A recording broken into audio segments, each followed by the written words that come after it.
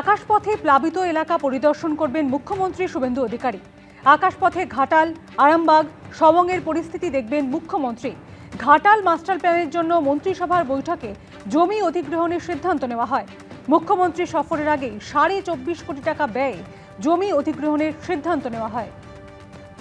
আকাশপথে ঘাটাল, আরামবাগ, সবংয়ের পরিস্থিতি দেখবেন মুখ্যমন্ত্রী শুভেন্দু অধিকারী।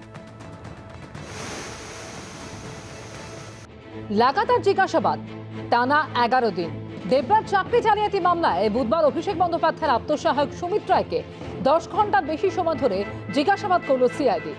আর এদিনই শালবনির জমি দুর্নীতি মামলায় সুপ্রিম কোর্টে তার বিরুদ্ধে তদন্তে অসহযোগিতার অভিযোগ তুললেন সলিসিটর জেনারেল। এর আগে শালবনি ও মেদিনীপুর ব্লকে বিস্তীর্ণ সরকারি জমি জালিয়াতি করে লক্ষ লক্ষ টাকায় বিক্রি করা হচ্ছিল বলে অভিযোগ ওঠে। জমি দুর্নীতির এই মামলায় খড়গপুর থেকে গ্রেফতার করা হয় মেদিনীপুরের প্রাক্তন তৃণমূল বিধায়ক সুজয় হাজরাকে। তাকে জেরা করেই উঠে আসে সুমিত রায়ের নাম। ইতিমধ্যে এই মামলায় তাকে জিজ্ঞাসাবাদ করা হয়েছে।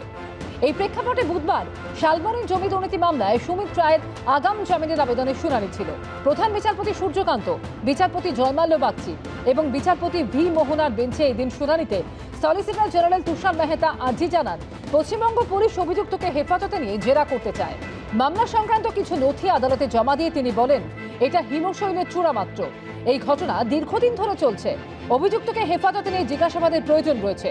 হাইকোর্ট বিচার বিবেচনা করে অভিযুক্তকে আগাম জামিন দেয়নি। এরপর সুমিত রায়ের আইনজীবী বলেন, সুমিত রায় তদন্তে সহযোগিতা করছেন, জিজ্ঞাসাবাদের জন্য প্রতিদিন হাজিরা দিচ্ছেন।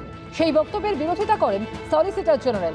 তার দাবি, সুমিত রায় সহযোগিতা করছেন না, অনেক প্রশ্নের উত্তরও দিচ্ছেন না। সুমিত রায়ের আইনজীবী পাল্টা বলেন, সংবিধান অনুযায়ী কোনো প্রশ্নের উত্তর না দেওয়ার তার অধিকার রয়েছে। এতে প্রধান বিচারপতি বলেন, তদন্তকারী সংস্থাকেও গ্রেফতারের অধিকার দেয় সংবিধান। এদিকে দেবরাজ চাকরি দুর্নীতি মামলায় এদিনও অভিষেক বন্দ্যোপাধ্যায়ের আত্মসহায়ক সুমিত রায়কে তলব করেছিল সিআইডি। বুধবার সকাল 11টা নাগাদ ভবানী ভবনে যান সুমিত রায়। 10 ঘন্টার ম্যারাথন জিজ্ঞাসাবাদ শেষে রাত 9:15টার পরে তিনি ভবানী ভবন থেকে বেরিয়ে যান। বিজেন্দ্র সিংহ ও প্রবীর চক্রবর্তী রিপোর্ট, এবিপি আনন্দ।